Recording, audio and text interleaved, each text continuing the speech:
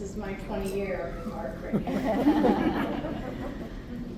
Good morning to the dean, to the faculty who poured themselves into these students, to the parents and partners and friends who believed in this before they made any sense to anyone. Thank you for letting me be here. It's been 20 years since I sat in your seat. And to the class of 2026, congratulations, you did it. Standing up here for me is a little surreal right now because, like I said, 20 years ago, I was sitting exactly where you all are. Same nerves, same relief, same secret questions, running underneath the whole ceremony. Okay, now what? So let me tell you what I remember about that version of me, and then let me tell you what I've learned since. Because the world I graduated into is nothing like the world you're graduating into. And yet, the thing that actually matters hasn't changed at all. When I finished school, design was something you did with your hands. Our mood boards were physical objects.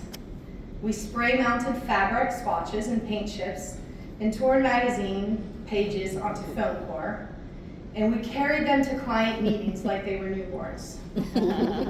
If it rained, you prayed. We hand-rendered perspectives. We had drafting tables, T-squares, trace paper, and markers that cost a fortune and bled when you looked at them wrong.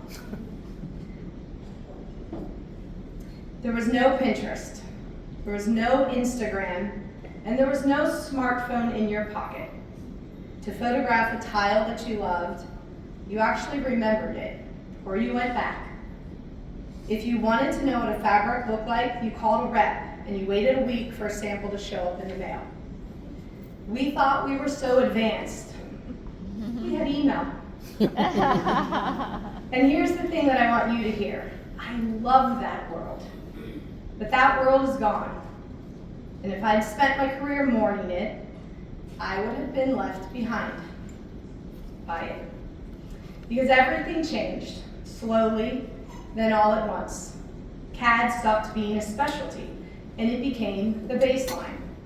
Rendering software got so good that a photorealistic image of a room that doesn't exist could sit on a client's phone before they'd finished their coffee. Then came real-time 3D, then virtual walkthroughs. And now you are all graduating into the age of AI, where you can describe a space in a sentence and watch a machine generate 100 versions of it in time that it used to take me to sharpen a pencil. I'll be honest with you, some people my age are frightened of this. They stand up at podiums like this one and they warn you that these tools are coming for your jobs. But I want to tell you something different. The tools are not your competition. The tools are your pencils. Bigger, faster, more astonishing pencils than I've ever had. But pencils, all the same. They render, they iterate, they visualize. They will save you time you used to lose, and they will let you show a client an idea faster than any generations before you could dream of. But do not confuse them for what you actually do. Because here's the truth I've earned over my 20 years, and I'd stake my entire career on it. A client walks into your office and says they want a calm, modern living room. The AI hears 8 words and gets to work. But you hear their voice catch when they mention that this is the first home they've owned since the divorce. You notice they keep touching the arm of the chair they're sitting in, the way someone does when they're anxious. You clock that they've said modern, but they lit up when they described their grandmother's kitchen. You are not designing a calm, modern space. You are designing a place where a person is going to rebuild their sense of safety. And nothing on earth, no model, no algorithm, no prompt can sit across from another human being and feel what isn't being said and translate that ache into a place. That is not a technical skill. That is a human one. It is empathy, intuition, trust, and it is the entire ballgame. We create something from nothing. Someone hands us an empty room and a bundle of feelings they can't quite name, and we hand back a home. A machine can fill a space. Only a designer can understand one. When I designed the Lido House cottage, the first thing that I did was research the people that lived in that community in the early 1950s and 60s.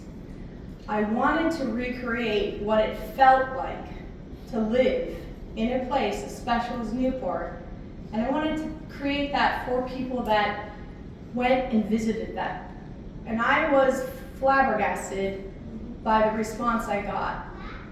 I created that space to create memories for people. And it was fascinating for me to hear back feedback from the guests that stayed in that hotel to tell me the feelings they got. The families put down their phones, they played board games, they entertained with each other. That was my intention of designing that space. Now, I want to shift and tell you something that took me years to fully believe about our profession, because I don't think anyone said it to me the day I graduated. We are not brain surgeons. Nobody's life is hanging on our color palette the way it hangs on a scalpel. I know that, and let's be humble about it. And yet, what we do reaches deeper into the human body and mind than most people, including a lot of designers, will ever even realize. The spaces you create act on people's neuroscience. That's not poetry, it's physiology. Natural light regulates the circadian rhythm that governs whether someone sleeps at night. There's a landmark study of hospital patients showing that those rooms whose rooms looked onto trees recovered faster and needed less pain medication than those staring at a brick wall. A cluttered, chaotic room raises cortisol, the stress hormone, in the people living in it. Proportions, ceiling height, and the way a room is laid out change how safe a nervous system feels before the conscious mind forms a single opinion. Texture, acoustics, the warmth of material under someone's hand, whether they can find their way through a space without anxiety, every one of these is a lever on the human well-being.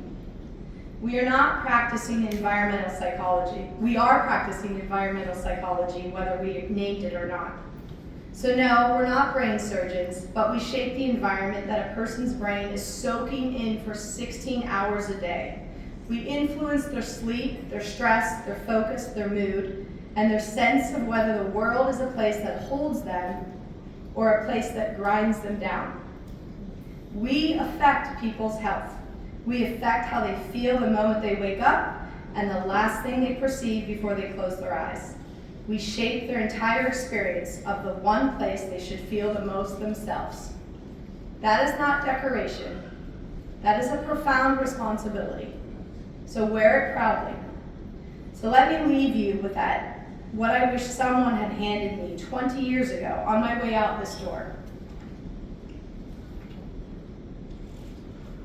Learn every tool you can get your hands on and never let a tool do your thinking for you. Let it do your rendering, you do the understanding. Be the person in the room who listens hardest. Your talent will get you hired. Your ability to make a client feel truly heard is what will keep you hired for a lifetime.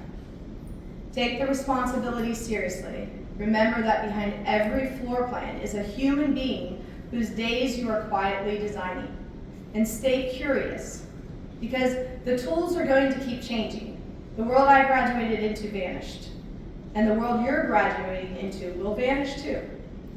That's not a threat. It's the most exciting thing about this profession. What won't vanish is the human sitting across from you who needs to be understood. Anchor yourself to that, and no wave of technology will ever knock you over. 20 years ago, I walked out of the school terrified, broke, and completely unsure of what I was doing. I want you to know that some of that will never fully go away, and that's okay. It means you still care. But I also walked out with a pair of hands and a way of seeing things in the world that no one could take from me. You were walking out with the most powerful hands that I had, and I promise you, powerful hands than I ever had. And I promise you, that same irreplaceable, deeply human way of seeing. The machines can make pictures. You get to change how people live. Go do it. Congratulations, class of 2026. I cannot wait to see the world that you all build. Thank you.